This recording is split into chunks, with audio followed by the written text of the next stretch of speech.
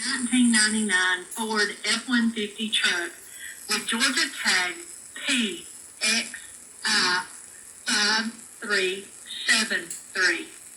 On June 11, 2022, Aubrey Elaine Poe, a 2-year-old white female, was abducted by Curtis Wayne Poe, 27-year-old white male, 5 foot 8 inches tall, weighing 140 pounds, and was last seen at 214 Lorraine Drive, Palmetto, Georgia. Wow. It is northbound on Interstate 85 and is believed to be in extreme danger.